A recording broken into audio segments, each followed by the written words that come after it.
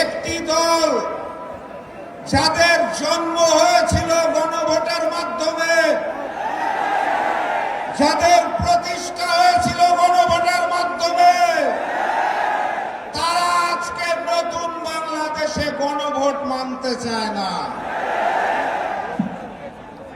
জনগণের চাপে গণভোটে রাজি হয়েছে, কিন্তু তারা বলতে চায় যে আমরা জাতীয় নির্বাচনের দিনে নাকি গণভোট করব।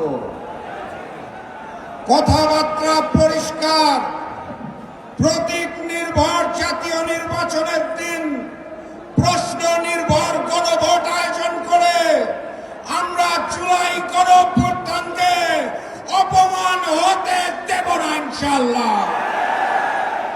সংগ্রামী সাথী এবং বন্ধুগণ, যারা নতুন করে জালেম হতে চাইছে, যারা নতুন করে চাঁদাবাজি শুরু করেছে, যারা নতুন করে ভূমি দখল শুরু করেছে, যারা নতুন করে রাজধানী করছে, যারা নতুন করে প্রশাসনকে ব্যবহার করতে চাইছে, সেই বিএনপিকে বিনয়ের সাথে বলতে চাই, 16 মাস আগে আপনারা মজলুম ছিলেন, নতুন করে জালেম হওয়ার চেষ্টা করবেন না। আর 2 দিন পরে 13 তারিখ জানি কারা আবার নতুন কর্মসূচি দেওয়ার চেষ্টা করছে। কর্মসূচির নাম নাকি লকডাউন। পুরাতন জালেমের নাম আওয়ামী লীগ, তাদের কর্মসূচি লকডাউন ঘোষণা করেছে।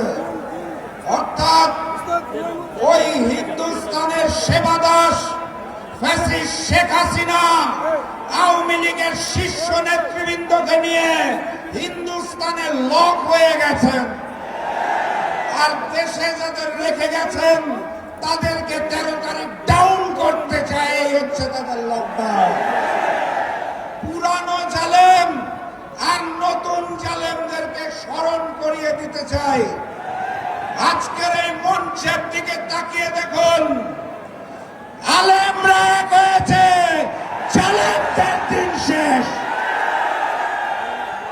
বাংলাদেশের শীর্ষ আলেমরা এখানে বসে আছেন। আমার সামনে অসংখ্য তৌহিদি জনতা, অসংখ্য পতাকা, অসংখ্য 8 দলের প্রতীক এবং নাম দেখতে পাচ্ছি। আমি স্বচ্ছ চোখে আলাদা দেখতে পাচ্ছি না। আমি দেখতে পাচ্ছি কুরআন, আমি দেখতে পাচ্ছি ইসলাম। অতএব এখান থেকে আওয়াজ উঠবে, ওই যমুনাতে যে আওয়াজ পৌঁছাবে, জুলাই সনদ বাস্তবায়ন আদেশ জারি করতে হবে, জাতীয় নির্বাচনের পূর্বেই গণভোট করতে হবে। আজকে শান্তিপূর্ণভাবে বাড়ি ফিরে যাব। অতি সত্বর ঘোষণা না আসলে এরপরে কিন্তু যমুনা অভিমুখে যাত্রা শুরু হবে ইনশাআল্লাহ।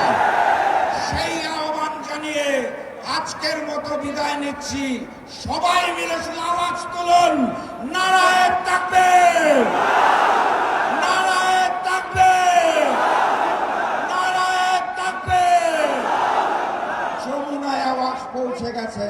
দেখা হবে বিজয়। আসসালামু আলাইকুম।